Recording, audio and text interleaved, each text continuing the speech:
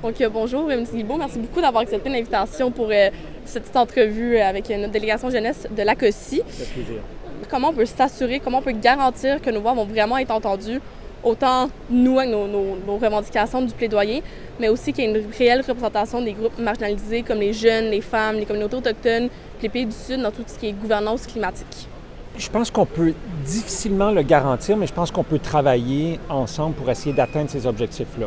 Que ce soit la voix des jeunes, que ce soit celle des peuples autochtones, des groupes marginalisés, c'est très important pour le Canada que ces voix-là soient entendues et on supporte les revendications de ces organisations-là ou de ces regroupements-là auprès des Nations unies. Je pense notamment à la COP 15 où, selon l'avis de plusieurs organisations autochtones, canadiennes ou internationales, l'entente de Kunming-Montréal sur la protection de la biodiversité est peut-être un exemple en matière de protection de droits des peuples autochtones.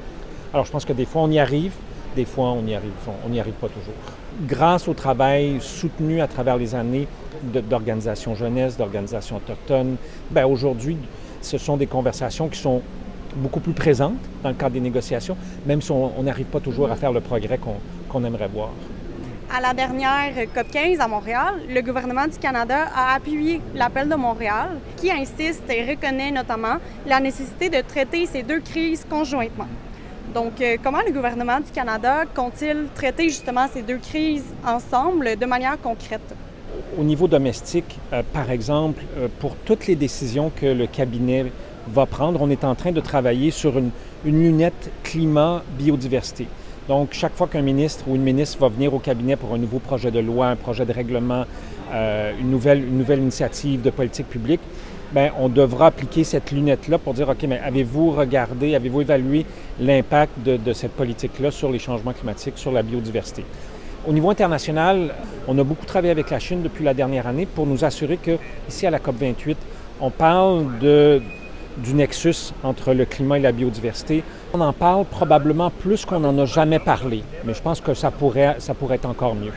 Donc, je vous ai entendu dire plusieurs fois les peuples autochtones. Ma question ne vous surprendra pas. On entend beaucoup parler lors de cette COP qu'il ne peut pas avoir de justice climatique sans parler de droits humains. Considérant qu'au Canada, on a encore beaucoup de progrès à faire avec les peuples autochtones, je pense notamment à la situation avec la sécurité alimentaire, l'eau potable. Comment est-ce que vous vous assurez concrètement ici qu'à la COP, les décisions prises incluent les peuples autochtones? Bien, d'abord, je suis d'accord avec vous. Il reste beaucoup de choses qu'on doit faire au Canada en matière de réconciliation. Le Canada, comme vous le savez, est l'un des rares pays au monde qui inclut sur sa délégation des représentants des Premières Nations, des Inuits et des Métis. Nous incluons également les jeunes et bien d'autres représentants et représentantes de la société civile. C'est important pour nous que la délégation canadienne ne soit pas juste composée de représentants et représentantes du gouvernement fédéral, mais représente la diversité de la société canadienne le plus possible.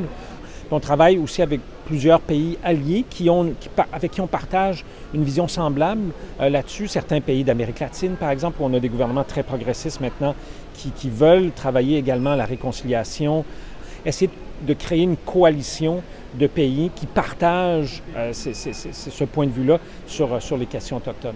Hier, moi et mes collègues, on a assisté à la conférence de presse qui a eu lieu sur Boga. Puis on a été vraiment agréablement surprise d'entendre le ministre Charest dire que le langage doit être plus contraignant. Il a même affirmé clairement qu'on doit réellement passer d'une réduction des énergies fossiles à une sortie des énergies fossiles.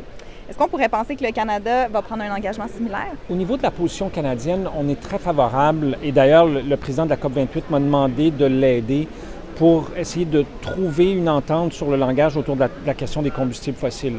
Quel consensus on peut trouver là-dessus? On essaie de réduire le plus possible notre utilisation et notre dépendance aux combustibles fossiles. C'est l'objectif que je poursuis. Évidemment, bon, il y a une nuance par rapport au Canada. Le gouvernement fédéral, d'un point de vue constitutionnel, n'a pas d'autorité sur l'utilisation des ressources naturelles. C'est une compétence provinciale. Donc, le Canada ne peut pas s'engager, par exemple, à des coupures de production, mais on peut travailler sur la pollution, par exemple.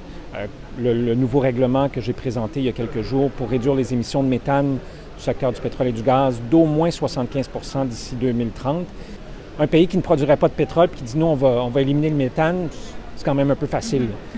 Mais que le quatrième plus grand producteur de pétrole et de gaz au monde dise « nous, on va adopter le règlement le plus ambitieux sur la planète ». Et comme vous le savez, je m'apprête bientôt à annoncer le plafond sur les émissions de gaz à effet de serre pour le secteur du pétrole et du gaz également. Donc nous, ce qu'on veut faire, c'est travailler à réduire et voir dans un avenir pas trop lointain, éliminer la pollution climatique liée au secteur du pétrole et du gaz, peu importe ultimement ce qui arrive avec la production. Les populations des Suds nous regardent en tant que Canada parce que le Canada joue un rôle important et central dans les questions des pertes et dommages. Et pourtant, le montant qui a été annoncé est en dessous des attentes. Donc, est-ce qu'on peut s'attendre à un engagement ou un nouvel engagement du Canada qui serait peut-être à la hauteur des responsabilités de reconnaître les réparations là, face aux injustices climatiques des populations des Suds? C'est vrai que le Canada a été le premier pays du G7 à publiquement demander à ce qu'on ait une vraie conversation sur la question des pertes et dommages. Et ça a porté fruit parce que j'ai fait cette intervention-là au G7 précédant la COP 27. Et là, à la COP 27, on a réussi à avoir une entente là-dessus. Moi, je ne partage pas nécessairement votre opinion que le montant du Canada est en deçà des attentes parce que la contribution, qui est une première contribution du Canada à ce fonds-là, est de 16 millions de dollars. C'est la même que celle des États-Unis d'Amérique. Je reconnais qu'il y a des pays qui ont fait peut-être plus proportionnellement que nous. Je pense à l'Allemagne qui est autour de 100 millions de dollars. L'idée, c'est de nous assurer que ces fonds-là deviennent opérationnels le plus rapidement possible. Et après ça, on peut travailler sur la mobilisation de fonds supplémentaires. J'aimerais ramener une question au niveau des communautés du Sud. Donc on voit toujours par rapport aux fonds que malheureusement 0,3% des fonds climatiques se rendent jusqu'aux communautés.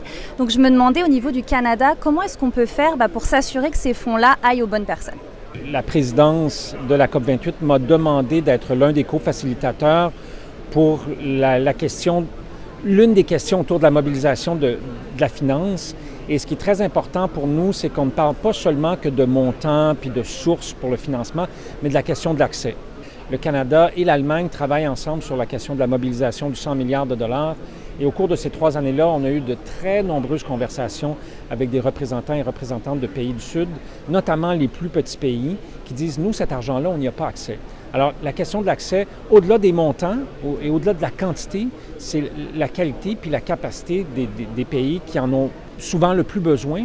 L'autre chose que nous faisons, c'est que le Canada finance depuis plusieurs années, et je pense qu'on est, sinon le seul, du moins le principal bailleur de fonds d'une initiative, le Climate Finance Action Network, CFAN. Ce genre d'initiative-là est l'une des façons pour le Canada d'aider les pays du Sud à avoir accès à ces fonds-là. C'est une excellente initiative, puis je peux que encourager ce type d'initiative-là. C'est sûr que c'est moins dans votre ministère, mais nous, au niveau des organismes de coopération internationale, on voit de plus en plus de coupes budgétaires, donc c'est sûr que ça inquiète nos partenaires aussi. Puis en effet, je pense que les organismes comme nous ont un rôle essentiel à jouer. On est des excellents ambassadeurs aussi sur les questions climatiques, donc merci en tout cas de l'avoir soulevé. Merci beaucoup. Merci.